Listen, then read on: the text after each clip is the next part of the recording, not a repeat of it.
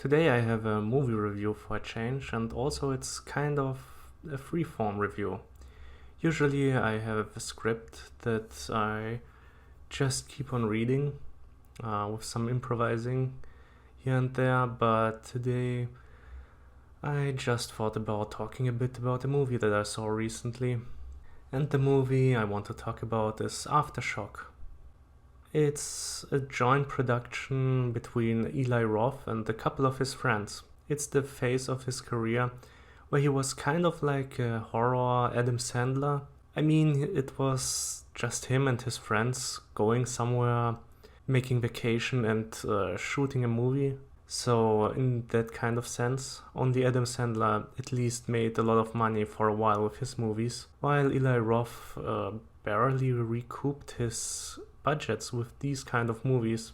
But I guess now that he has gone on to be more Hollywood, he's more successful, but anyways, that's not that important now. Aftershock sounded kind of interesting. It's basically just about a group of people in Chile. They are on vacation and just partying all the time. And then an earthquake happens and everything gets worse and worse. So that sounded kind of cool. But it is just a regular Eli Roth movie. It's really just a worse version of Hostel, but instead of torture porn, there is a disaster happening. We also have the first half of the movie where we learn about all the characters, well, at least half of them, and it's kind of annoying.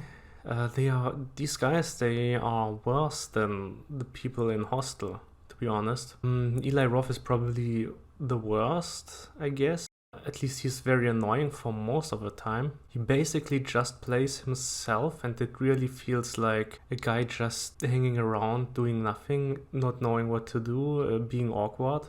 There is no charisma, but with any of those guys, it's really kind of weird. I wouldn't be surprised if there was a lot of improv going on here.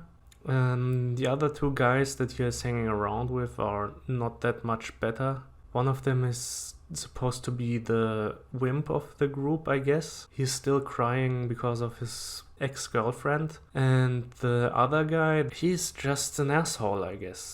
He makes fun of everyone he meets. He's trying to get chicks to sleep with him or hang out with him. But then we meet the girls that will be also part of the group later on. And they are at least a little bit better. There is this one chick, Lorenzo Iso, I think is the actress's name. She was also married to Eli Roth. She's the worst of the group, of the female group. But she's still not as bad as the guys. She's just a little bit annoying. She has an alcohol and I guess drug problem, and other than that there is not a lot of character going on. There's also her sister, which is kind of the straight-faced, more serious part of the group, and that Russian woman, which we also find out is a mother later on, and she's okay. Both of the other girls are okay. Nothing great, but I guess after meeting all the other guys in this movie, they are at least tolerable. This movie also has a really weird pacing, just like Hostel. Like I said, the first half is about the characters, but it's not interesting. We don't root for anyone. We don't identify with anyone. At least that was the case for me.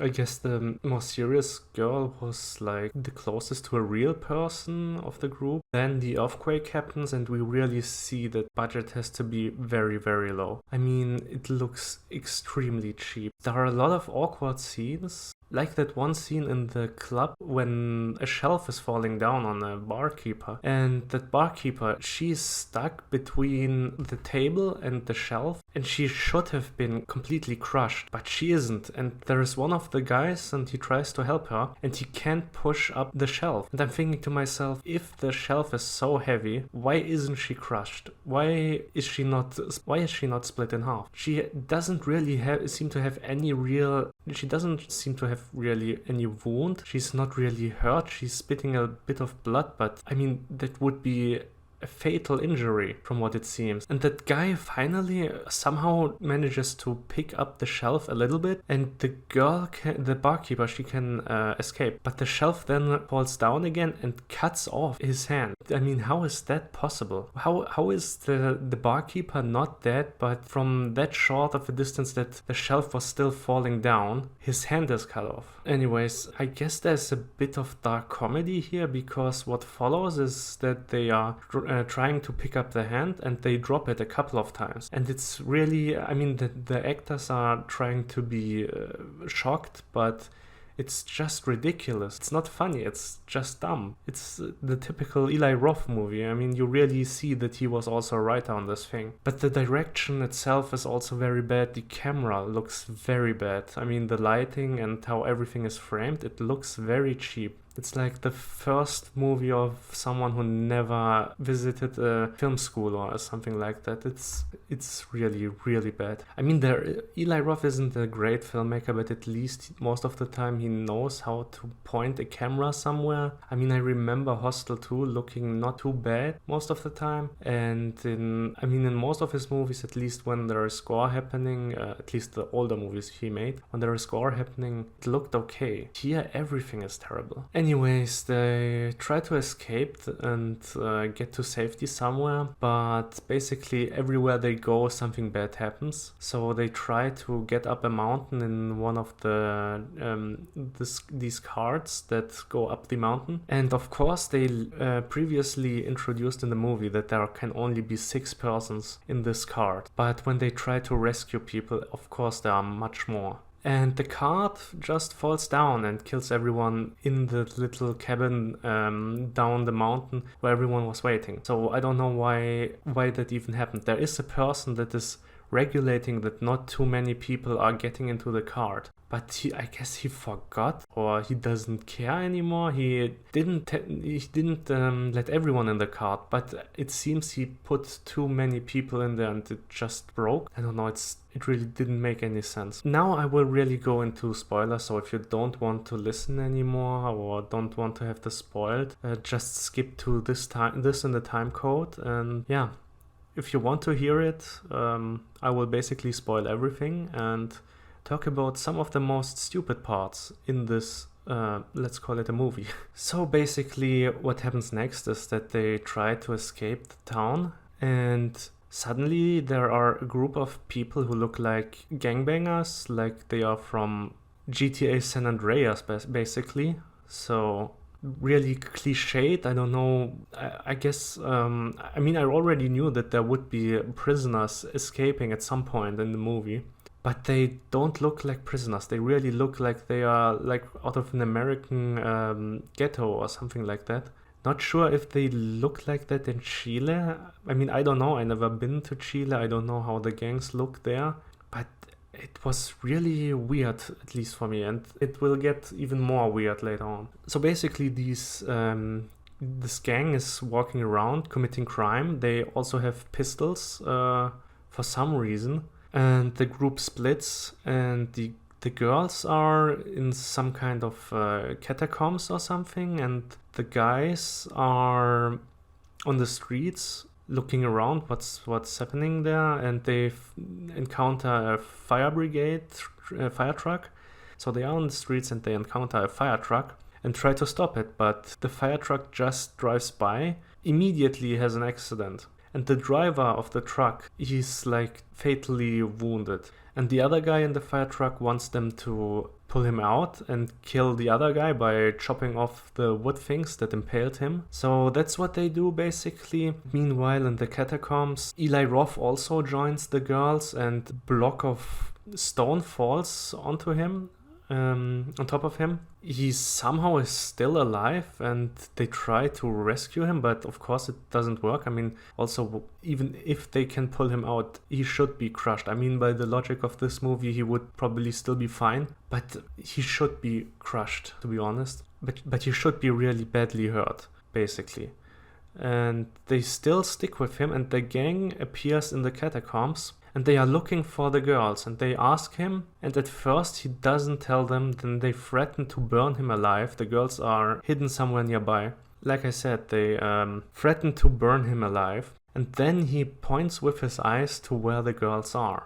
The girls realize, because it gets silent, that he probably gave a sign where they are, and they start running. But they grab the Russian woman, and it's a really dumb scene, because they start running, they have like a kind of a distance between them and the gang, but they still don't manage to escape. There is like this one fat guy, and they can't even get past him. I mean the Russian woman. The other girl manages to escape, but it's just aggravating, because it's not a situation where they couldn't escape. It's just that the script didn't want them to escape.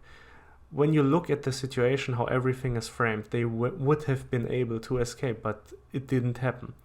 Just so that we have another shocking scene here. Because what happens next is, of course, the leader of the group starts to assault the woman. I think you know what I mean by that. And it's not shown directly. Instead, you see the gang basically pretending to also assaulting her somewhere in a room nearby, which is also really kind of stupid.